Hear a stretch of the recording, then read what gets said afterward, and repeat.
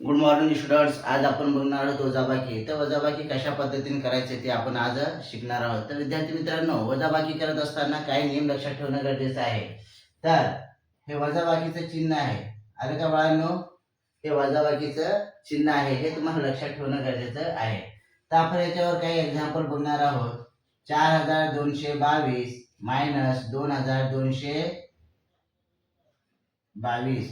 तर ह्याला कशा पद्धतीने एक्झाम्पल सोडायचे बघा. बघा, 2 मधून 2 गेले तर 0, 2 मधून 2 गेले तर 0, 4 मधून 2 गेले तर इथं राहणार किती मग?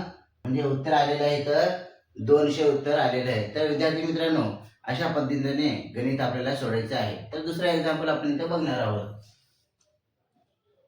844 212. सोप्या पद्धतीमध्ये तुम्ही शिकून घ्या. बघा, 4 मधून 2 गेले तर किती राहणार मग? 2 राहणार. आलं लक्षात? 4 मधून 1 गेलं तर किती राहणार रे बाळांनो? 3 राहणार आहे. त्याच्यानंतर 8 मधून 2 गेलं तर किती राहणार? 6 राहणार.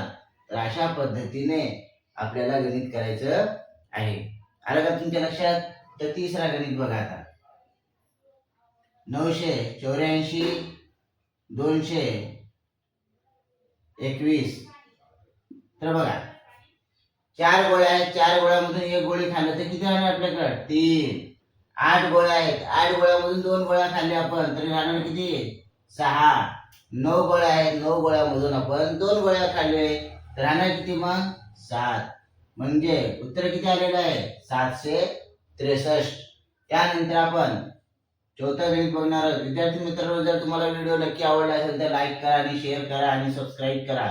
चौथा गणित आहे 534.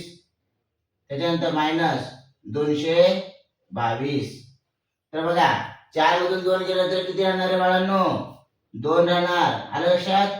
आता 3 गोळ्या आहेत. 3 गोळ्यामधून 2 गोळ्या खाल्ले तुम्ही तर किती राहणार? 1.